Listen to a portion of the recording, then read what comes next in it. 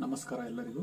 ನಾನು doctor S Sameer Pasha, ರಾಜ್ಯಶಾಸ್ತ್ರದ ಸಹಾಯಕ ಪ್ರಾಧ್ಯಾಪಕ, ಸರ್ಕಾರಿ ಪ್ರಥಮ ದರ್ಜೆ ಕಾಲೇಜು ದೇವನಹಳ್ಳಿ.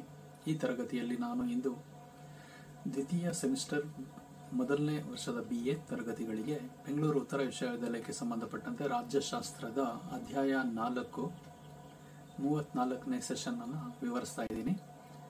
ಇದರ ಟಾಪಿಕ್ ನ್ಯಾಯದ ಬಗೆಗಳು ಅಥವಾ ನ್ಯಾಯದ ವಿವಿಧ ಆಯಾಮಗಳು. Kinds of justice, social and economic justice in particular. Types of justice. Social justice, first one. In contemporary times, a growing number of scholars want to describe the concept of justice as social justice. Social justice is taken to mean that all people in society must be equal and that there is no discrimination based on religion, caste, creed, color, gender or status. However, different scholars explain the concept of social justice in different ways. Some people think that social justice is the social responsibility that every person shares in his or her share of the social field. According to some important political thinkers, the distribution of social privileges and rights on the basis of law and justice constitutes social justice. What is social justice? Social justice is another name for equal social rights. Social justice is nothing but equal social rights. Social justice aims to provide every person with equal opportunities to develop his inherent qualities, according to Barker.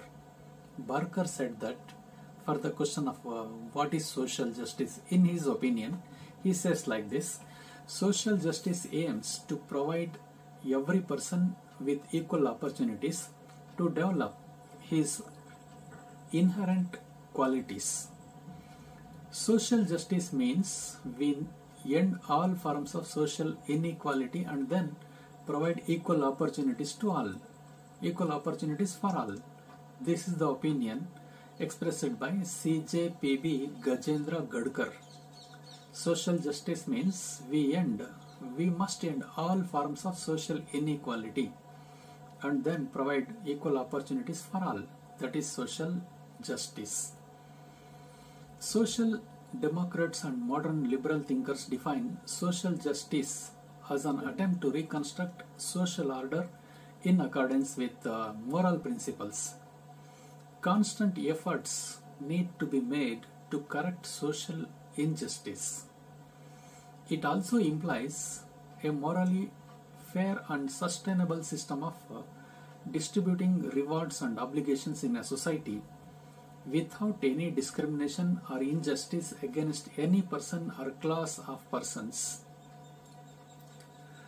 The state cannot discriminate between citizens on the basis of birth, caste, color, creed, sex, belief or title or status or any of these. Untouchability and racism are also against social justice. The absence of privileged classes in society is an essential feature of social justice. ನ್ಯಾಯದ ಬಗೆಗಳಲ್ಲಿ ಹಲವಾರು ಬಗೆಗಳಿರೋದನ್ನ ಕಾಣಬಹುದು ಅಥವಾ ಹಲವಾರು ಆಯಾಮಗಳಿರೋದನ್ನ ಕಾಣಬಹುದು ಅಥವಾ ಸಾಮಾಜಿಕ ನ್ಯಾಯ. ಸಮಕಾಲೀನ ಕಾಲದಲ್ಲಿ ಹೆಚ್ಚಿನ ಸಂಖ್ಯೆಯ ವಿದ್ವಾಂಸರು ನ್ಯಾಯದ ಪರಿಕಲ್ಪನೆಯನ್ನು ಸಾಮಾಜಿಕ ನ್ಯಾಯ ಎಂದು ವಿವರಿಸಲು ಬಯಸುತ್ತಾರೆ. ಸಮಾಜದಲ್ಲಿ ಎಲ್ಲ ಜನರು ಸಮಾನರಾಗಿರಬೇಕು ಮತ್ತು ಧರ್ಮ, ಜಾತಿ, ಮತ, ಬಣ್ಣ, ಲಿಂಗ ಅಥವಾ ಸ್ಥಾನಮಾನದ ಆಧಾರದ ಮೇಲೆ ಯಾವುದೇ ತಾರತಮ್ಯ ಇಲ್ಲ ಅಂತ ಸಾಮಾಜಿಕ ನ್ಯಾಯವನ್ನು ವಿವರಿಸಲಾಗುತ್ತೆ. ಅಂದ್ರೆ ಸಾಮಾಜಿಕ ನ್ಯಾಯ ಅಂದ್ರೆ ಸಮಾಜದಲ್ಲಿ ಇರ್ತಕ್ಕಂಥವ್ರು ಎಲ್ಲರೂ ಸಮಾನರು, ಯಾವುದೇ ಆಧಾರದ ಮೇಲೆ ವ್ಯಕ್ತಿಗಳ ನಡುವೆ ತಾರತಮ್ಯ ಮಾಡಬಾರ್ದು ಅನ್ನೋದೇ ಸಾಮಾಜಿಕ ನ್ಯಾಯದ ಮುಖ್ಯ ಉದ್ದೇಶ ಆಗಿರುತ್ತೆ. ಯಾವುದೇ ವಿಧದ ಅಂತ ಹೇಳಿದ್ರೆ ಧರ್ಮ, ಜಾತಿ, ಮತ, ಬಣ್ಣ, ಲಿಂಗ ಅಥವಾ ಸ್ಥಾನಮಾನದ ಆಧಾರದ ಮೇಲೆ ವ್ಯಕ್ತಿಗಳ ನಡುವೆ ತಾರತಮ್ಯನ ಮಾಡಬಾರ್ದು ಅಂತ ಸಾಮಾಜಿಕ ನ್ಯಾಯ ಬಯಸುತ್ತೆ. ಆದಾಗ್ಯೂ ವಿವಿಧ ವಿದ್ವಾಂಸರು ಸಾಮಾಜಿಕ ನ್ಯಾಯದ ಪರಿಕಲ್ಪನೆಯನ್ನ ವಿಭಿನ್ನ ರೀತಿಯಲ್ಲಿ ವಿವರಿಸ್ತಾರೆ. ಸಾಮಾಜಿಕ ನ್ಯಾಯದಲ್ಲಿ ಪ್ರತಿಯೊಬ್ಬ ವ್ಯಕ್ತಿಯು ಸಾಮಾಜಿಕ ಕ್ಷೇತ್ರದಲ್ಲಿ ಅವನ ಅಥವಾ ಅವಳ ಪಾಲನ್ನು ಹಂಚಿಕೊಳ್ಳೋದು ಸಾಮಾಜಿಕ ನ್ಯಾಯ ಎಂದು ಕೆಲವರು ಅಭಿಪ್ರಾಯ ಪಡ್ತಾರೆ. ಅಂದರೆ ಸಾಮಾಜಿಕ ಕ್ಷೇತ್ರದಲ್ಲಿ ವ್ಯಕ್ತಿಗಳ ಪಾಲನ್ನ ಅವರ ಯೋಗ್ಯತೆಗೆ ತಕ್ಕಂತೆ ಹಂಚಿಕೊಳ್ಳೋದನ್ನೇ ಸಾಮಾಜಿಕ ನ್ಯಾಯ. ಇನ್ನು ಕೆಲವರ ಪ್ರಕಾರ ಕಾನೂನು ಮತ್ತು ನ್ಯಾಯದ ಆಧಾರದ ಮೇಲೆ ಸಾಮಾಜಿಕ ಸೌಲಭ್ಯಗಳು ಮತ್ತು ಹಕ್ಕುಗಳ ವಿತರಣೆ ಸಾಮಾಜಿಕ ನ್ಯಾಯವನ್ನ ರೂಪಿಸುತ್ತದೆ. ಸಾಮಾಜಿಕ ನ್ಯಾಯ ಅಂದ್ರೆ ಏನು? ಸಾಮಾಜಿಕ ನ್ಯಾಯವು ಸಮಾನ ಸಾಮಾಜಿಕ ಹಕ್ಕುಗಳ ಮತ್ತೊಂದು ಹೆಸರಾಗಿದೆ. ಸಾಮಾಜಿಕ ನ್ಯಾಯವು ಪ್ರತಿಯೊಬ್ಬ ವ್ಯಕ್ತಿಯು ತನ್ನ ಅಂತರ್ಗತ ಗುಣಗಳನ್ನು ಅಭಿವೃದ್ಧಿಪಡಿಸಲು ಸಮಾನ ಅವಕಾಶಗಳನ್ನು ಒದಗಿಸುವ ಗುರಿಯನ್ನು ಹೊಂದಿರುತ್ತದೆ ಅಂತ ಬಾರ್ಕರ್ ಹೇಳ್ತಾರೆ. ಬಾರ್ಕರ್ ಪ್ರಕಾರ ಸಾಮಾಜಿಕ ನ್ಯಾಯ ಪ್ರತಿಯೊಬ್ಬ ವ್ಯಕ್ತಿಯು ತನ್ನ ಅಂತರ್ಗತ ಗುಣಗಳನ್ನು ಅಭಿವೃದ್ಧಿಪಡಿಸಲು ಸಮಾನ ಅವಕಾಶಗಳನ್ನು ಒದಗಿಸುವ ಗುರಿಯನ್ನು ಹೊಂದಿರುತ್ತೆ. ಸಾಮಾಜಿಕ ನ್ಯಾಯದಿಂದ ನಾವು ಎಲ್ಲಾ ರೀತಿಯ ಸಾಮಾಜಿಕ ಅಸಮಾನತೆಗಳನ್ನು ಕೊನೆಗೊಳಿಸುವುದು ಮತ್ತು ನಂತರ ಎಲ್ಲರಿಗೂ ಸಮಾನ ಅವಕಾಶಗಳನ್ನು ಒದಗಿಸೋದೇ ಸಾಮಾಜಿಕ ನ್ಯಾಯ ಅಂತ CJPB ಗಜೇಂದ್ರ ಗಡ್ಕರ್ ಅವರು ಅಭಿಪ್ರಾಯಪಟ್ಟಿದ್ದಾರೆ. ಸಾಮಾಜಿಕ ನ್ಯಾಯದಿಂದ ನಾವು ಎಲ್ಲಾ ರೀತಿಯ ಸಾಮಾಜಿಕ ಅಸಮಾನತೆಗಳನ್ನು ಕೊನೆಗೊಳಿಸುವುದು ಮತ್ತು ನಂತರ ಎಲ್ಲರಿಗೂ ಸಮಾನ ಅವಕಾಶಗಳನ್ನು ಒದಗಿಸ್ಕೊಡ್ತಕ್ಕಂಥದ್ದೇ ಸಾಮಾಜಿಕ ನ್ಯಾಯ. ಸಾಮಾಜಿಕ ಪ್ರಜಾಪ್ರಭುತ್ವವಾದಿಗಳು ಮತ್ತು ಆಧುನಿಕ ಉದಾರವಾದಿ ಚಿಂತಕರು ಸಾಮಾಜಿಕ ನ್ಯಾಯವನ್ನ ನೈತಿಕ ತತ್ವಗಳಿಗೆ ಅನುಗುಣವಾಗಿ ಸಾಮಾಜಿಕ ಕ್ರಮವನ್ನ ಪುನರ್ ನಿರ್ಮಿಸುವ ಪ್ರಯತ್ನ ಅಂತ ವ್ಯಾಖ್ಯಾನಿಸ್ತಾರೆ. ಸಾಮಾಜಿಕ ಅನ್ಯಾಯವನ್ನ ಸರಿಪಡಿಸಲು ನಿರಂತರವಾಗಿ ಪ್ರಯತ್ನಗಳನ್ನ ಮಾಡಬೇಕಾಗುತ್ತೆ. ಇದು ಯಾವುದೇ ವ್ಯಕ್ತಿ ಅಥವಾ ವರ್ಗದ ವ್ಯಕ್ತಿಗಳ ವಿರುದ್ಧ ಯಾವುದೇ ತಾರತಮ್ಯ ಅಥವಾ ಅನ್ಯಾಯವಿಲ್ಲದೆ ಸಮಾಜದಲ್ಲಿ ಪ್ರತಿಫಲ ಮತ್ತು ಕಟ್ಟುಪಾಡುಗಳನ್ನು ವಿತರಿಸುವ ನೈತಿಕವಾಗಿ ನ್ಯಾಯಯುತ ಮತ್ತು ಸಮರ್ಥನೀಯ ವ್ಯವಸ್ಥೆಯನ್ನ ಸಾಮಾಜಿಕ ನ್ಯಾಯ ಸೂಚಿಸುತ್ತೆ. ಜನನ, ಜಾತಿ, ಬಣ್ಣ, ಮತ, ಲಿಂಗ, ನಂಬಿಕೆ ಅಥವಾ ಶೀರ್ಷಿಕೆ ಅಥವಾ ಸ್ಥಾನಮಾನ ಅಥವಾ ಇವುಗಳಲ್ಲಿ ಯಾವುದಾದ್ರೂ ಆಧಾರದ ಮೇಲೆ ರಾಜ್ಯವು ವ್ಯಕ್ತಿಗಳ ನಡುವೆ ತಾರತಮ್ಯ ಮಾಡುವಂಗಿಲ್ಲ. ಮಾಡಿದ್ರೆ ಅದು ಸಾಮಾಜಿಕ ಅಸಮಾನತೆ, ಅನ್ಯಾಯ ಆಗುತ್ತೆ. ಸಾಮಾಜಿಕ ನ್ಯಾಯ ಅಲ್ಲಿ ಕಂಡುಬರಲ್ಲ. ಹಾಗಾಗಿ ರಾಜ್ಯ ವ್ಯಕ್ತಿಗಳ ನಡುವೆ ಜಾತಿ, ಬಣ್ಣ, ಲಿಂಗ, ಜನನ, ಲಿಂಗ, ನಂಬಿಕೆ, ಶೀರ್ಷಿಕೆ, ಸ್ಥಾನಮಾನ ಇತ್ಯಾದಿಗಳ ಆಧಾರದ ಮೇಲೆ ವ್ಯಕ್ತಿಗಳ ನಡುವೆ ತಾರತಮ್ಯ ಮಾಡೋ ಹಾಗಿಲ್ಲ. ಅಸ್ಪೃಶ್ಯತೆ ಮತ್ತು ವರ್ಣಭೇದ ನೀತಿ ಕೂಡ ಸಾಮಾಜಿಕ ನ್ಯಾಯದ ಮನೋಭಾವಕ್ಕೆ ವಿರುದ್ಧವಾಗಿರುತ್ತೆ. ಅಸ್ಪೃಶ್ಯತೆ ಆಗಲಿ ವರ್ಣಭೇದ ನೀತಿ ಆಗಲಿ ಪಾಲಿಸೋದು ಸಾಮಾಜಿಕ ಅನ್ಯಾಯ ಆಗುತ್ತೆ. ಸಮಾಜದಲ್ಲಿ ಸವಲತ್ತು ಪಡೆದ ವರ್ಗಗಳ ಅನುಪಸ್ಥಿತಿಯು ಸಾಮಾಜಿಕ ನ್ಯಾಯದ ಅತ್ಯಗತ್ಯ ಲಕ್ಷಣವಾಗಿದೆ. ಇದರ ಅರ್ಥ ಸಮಾಜದಲ್ಲಿ ಸವಲತ್ತುಗಳನ್ನು ಕೊಟ್ಟರೆ ಎಲ್ರಿಗೂ ಕೊಡಬೇಕು. ಕೆಲವರಿಗೆ ಸವಲತ್ತುಗಳನ್ನು ಕೊಟ್ಟು ಮತ್ತೆ ಕೆಲವರಿಗೆ ನಿರಾಕರಿಸೋದು ಅನ್ಯಾಯ ಅಂತ ಅನ್ಸ್ಕೊಳ್ಳುತ್ತೆ. ಸೊ ಎಲ್ಲ ರೀತಿಯ ಸೌಲಭ್ಯಗಳನ್ನು ಎಲ್ಲರಿಗೂ ಸಮಾನವಾಗಿ ನೀಡಬೇಕಾಗುತ್ತೆ. Social justice means to give proper opportunities to every citizen in every sphere of life to develop his personality and to end all types of social inequalities. That is called as social justice. Social justice means to give proper opportunities to every citizen in every sphere of life to develop their personality and to end all types of social inequalities. Following conditions are necessary to ensure social justice. They are equality before law. All should be treated equal in the eyes of before the eyes of law. Absence of special rights. Special rights should not be given to anyone. Prohibitions of discriminations. Discriminations should not be made on any basis. To end caste system. Caste system is also injustice. Just distribution of wealth. Wealth should be distributed in just manner. Democratic government. It is very important thing. Best example for social justice. In democratic government, all the citizens may enjoy equal rights, equal opportunities, and justice is found there. Just balance between freedom and social control. Social security should be provided to all. Provision of equal political rights to each and everyone. Protection of interests of minorities. Abolition of social values.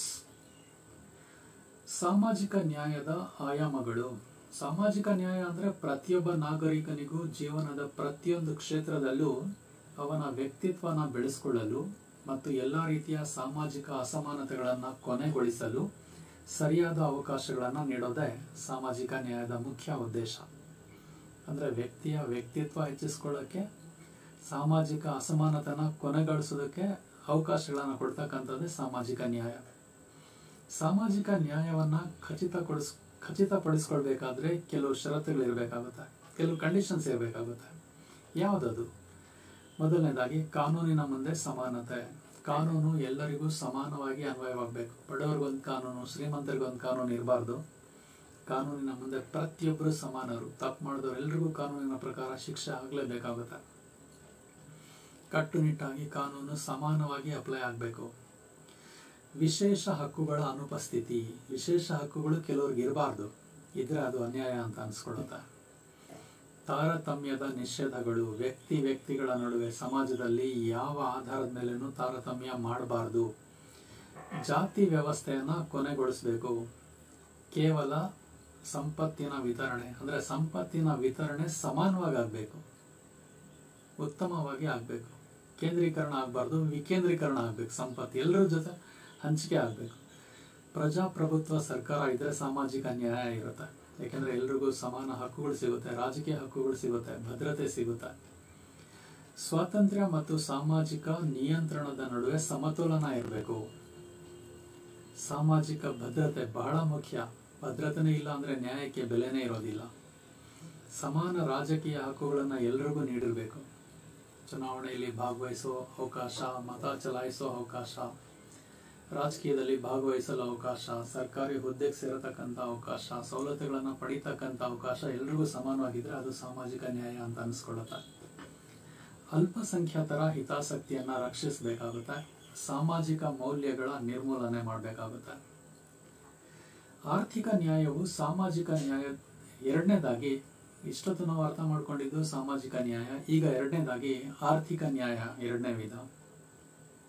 ಆರ್ಥಿಕ ನ್ಯಾಯ ಸಾಮಾಜಿಕ ನ್ಯಾಯದ ಜೊತೆ ನಿಕಟ ಸಂಬಂಧ ಹೊಂದಿದೆ. ಏಕೆಂದ್ರೆ ಆರ್ಥಿಕ ವ್ಯವಸ್ಥೆಯು ಯಾವಾಗಲೂ ಸಾಮಾಜಿಕ ವ್ಯವಸ್ಥೆಯ ಅವಿಭಾಜ್ಯ ಅಂಗವಾಗಿರುತ್ತೆ. ಆರ್ಥಿಕ ಸ್ವಾತಂತ್ರ್ಯ ಇಲ್ಲದೆ ಸಾಮಾಜಿಕ ಸ್ವಾತಂತ್ರ್ಯ ಅರ್ಥನೇ ಕಳ್ಕೊಂಡ್ಬಿಡುತ್ತೆ. ಆರ್ಥಿಕವಾಗಿ ಎಲ್ಲರೂ ಚೆನ್ನಾಗಿದ್ರೆ ಸಾಮಾಜಿಕ ಸೌಲಭ್ಯಗಳು ತಾನಾಗೇ ಸಿಗುತ್ತೆ. ಹಾಗಾಗಿ ಆರ್ಥಿಕ ನ್ಯಾಯ ಅತಿ ಅವಶ್ಯಕ. ಒಬ್ಬ ವ್ಯಕ್ತಿಗೆ ಲಭ್ಯ ಇರತಕ್ಕಂಥ ಆರ್ಥಿಕ ಹಕ್ಕುಗಳು ಮತ್ತು ಅವಕಾಶಗಳು ಯಾವಾಗಲೂ ಇಡೀ ಸಾಮಾಜಿಕ ವ್ಯವಸ್ಥೆಯ ಒಂದು ಭಾಗವಾಗಿರುತ್ತೆ. ಆರ್ಥಿಕ ನ್ಯಾಯ ಎಲ್ಲ ನಾಗರಿಕರು ತಮ್ಮ ಜೀವನೋಪಾಯ ನಡೆಸಲು ಮತ್ತು ನ್ಯಾಯಯುತ ವೇತನವನ್ನು ಪಡೆಯಲು ಸಾಕಷ್ಟು ಅವಕಾಶಗಳು ಎಲ್ರಿಗೂ ಇರಬೇಕು ಮತ್ತು ಅವರ ಮೂಲಭೂತ ಅಗತ್ಯಗಳನ್ನು ಪೂರೈಸಲು ಮತ್ತಷ್ಟು ಅಭಿವೃದ್ಧಿ ಪಡಿಸಿಕೊಳ್ಳಲು ಸಹಾಯ ಮಾಡುವಂತೆ ಈ ಆರ್ಥಿಕ ನ್ಯಾಯ ಒತ್ತಾಯಿಸುತ್ತೆ. ಅನಾರೋಗ್ಯ, ವೃದ್ಧಾಪ್ಯ ಮತ್ತು ಅಂಗವೈಕಲ್ಯದ ಸಂದರ್ಭದಲ್ಲಿ ರಾಜ್ಯ ಅವರಿಗೆ ಆರ್ಥಿಕ ಭದ್ರತೆ ವಹಿಸಿದ್ರೆ ಅಲ್ಲಿ ಆರ್ಥಿಕ ನ್ಯಾಯ ಇರುತ್ತೆ. ಯಾವುದೇ ವ್ಯಕ್ತಿ ಅಥವಾ ಗುಂಪು ಅಥವಾ ವರ್ಗ ಇತರರನ್ನ ಶೋಷಿಸ್ತಕ್ಕಂಥ ಸ್ಥಿತಿಯಲ್ಲಿ ಇರಬಾರ್ದು ಅಥವಾ ಶೋಷಣೆಗೆ ಒಳಗಾಗಬಾರ್ದು. ಅವಾಗಲೇ ಆರ್ಥಿಕ ನ್ಯಾಯವನ್ನು ನಾವು ನೋಡ್ಬೋದು. ಎಲ್ಲ ಜನರಲ್ಲಿ ಸಂಪತ್ತು ಮತ್ತು ಸಂಪನ್ಮೂಲಗಳ ನ್ಯಾಯಯುತ ಮತ್ತು ಸಮನಾದ ವಿತರಣೆ ಇರಬೇಕು. ಶ್ರೀಮಂತ ಮತ್ತು ಬಡವರ ನಡುವಿನ ಅಂತರ ಸ್ಪಷ್ಟವಾಗಿ ಕಾಣಬಾರ್ದು. ಅಂದ್ರೆ ಕೆಲವು ದೇಶಗಳಲ್ಲಿ ಶ್ರೀಮಂತರು ಅತಿ ಶ್ರೀಮಂತರಾಗಿರ್ತಾರೆ ಮತ್ತೆ ಬಡವರು ಅತಿ ಬಡವರಾಗಿರ್ತಾರೆ. ಈ ಅಂತರ ತುಂಬಾ ಹೆಚ್ಚಾಗಿರುತ್ತೆ. ಇದಿರಬಾರ್ದು. ಸಮೃದ್ಧಿಯ ಫಲಗಳು ಎಲ್ಲ ಜನರಿಗೂ ತಲುಪಬೇಕು. ಅಭಿವೃದ್ಧಿಯ ಫಲ ಎಲ್ರಿಗೂ ತಲುಪಬೇಕಾಗುತ್ತೆ. ಎಲ್ಲ ಅವಕಾಶಗಳು, ದೇಶದಲ್ಲಿರೋ ಅವಕಾಶಗಳು ಎಲ್ರಿಗೂ ಸಮಾನವಾಗಿ ಸಿಗಬೇಕು. ಆರ್ಥಿಕ ನ್ಯಾಯದ ಅರ್ಥದ ಬಗ್ಗೆ ಹಲವಾರು ವಿಭಿನ್ನ ಅಭಿಪ್ರಾಯಗಳಿರೋದನ್ನ ಕಾಣ್ಬೋದು. ಉದಾಹರಣೆಗೆ, ಉದಾರವಾದಿಗಳು ಮುಕ್ತ ಸ್ಪರ್ಧೆಯನ್ನ ಉತ್ತಮ ಅಂತ ಪರಿಗಣಿಸ್ತಾರೆ ಮತ್ತು ಅವರು ಖಾಸಗಿ ಆಸ್ತಿಯನ್ನು ಬೆಂಬಲಿಸ್ತಾರೆ. ಮತ್ತೊಂದು ಕಡೆ ಸಮಾಜವಾದಿಗಳು ಇಡೀ ಆರ್ಥಿಕ ವ್ಯವಸ್ಥೆಯ ಮೇಲೆ ಸಮಾಜದ ಸಂಪೂರ್ಣ ನಿಯಂತ್ರಣ ಇರಬೇಕಂತ ಅದನ್ನು ನಿಯಂತ್ರಣ ಸ್ಥಾಪಿಸಲು ಪ್ರಯತ್ನಿಸ್ತಾರೆ. ಅವರು ಖಾಸಗಿ ಆಸ್ತಿಯನ್ನು ವಿರೋಧಿಸ್ತಾರೆ.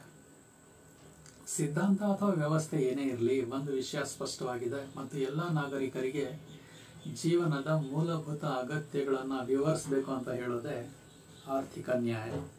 ಆರ್ಥಿಕ ನ್ಯಾಯ ಅಂತ ಹೇಳಿದ್ರೆ ಪ್ರತಿಯೊಬ್ಬ ನಾಗರಿಕನಿಗೂ ಅವನು ಜೀವಿಸಲು ಬೇಕಾದಂತಹ ಮೂಲಭೂತ ಅವಶ್ಯಕತೆಗಳನ್ನು ಸಿಗುವಂತೆ ಮಾಡಬೇಕಾಗುತ್ತೆ. ಎಲ್ಲ ನಾಗರಿಕರು ತಮ್ಮ ಜೀವನದ ಮೂಲಭೂತ ಅಗತ್ಯಗಳನ್ನು ಪಡೆಯುವಂತಿರಬೇಕು. ಉದಾಹರಣೆಗೆ ಆಹಾರ, ಬಟ್ಟೆ, ವಸತಿ, ಶಿಕ್ಷಣ, ಆರೋಗ್ಯ ಮತ್ತು ಉದ್ಯೋಗ ಇವೆಲ್ಲರಿಗೂ ಸಮನಾಗಿ ಸಿಗಬೇಕು. The second dimension or second type or kind of justice is economic justice. Economic justice is closely associated with social justice because the economic system has always been an integral part of social system. Economic rights and opportunities available to an individual are always a part of the entire social system. Economic justice demands that all citizens have ample opportunity to earn their livelihood and earn a fair wage, and to help them meet and further their basic needs. The state must provide them financial security in the event of illness, old age, or disability. The state must provide them financial security in the event of illness, old age, and disability.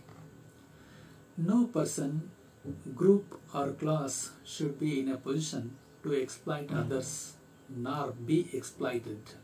This is the aim of economic justice. There must be a fair and equitable distribution of wealth and resources among all people. The gap between rich and poor should not be obvious.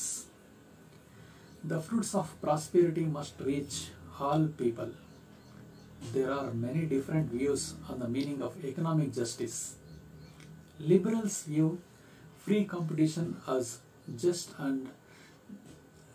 that, and they favor private property. Socialists, on the other hand, seek to establish total control of society over the entire economic system. They oppose private property.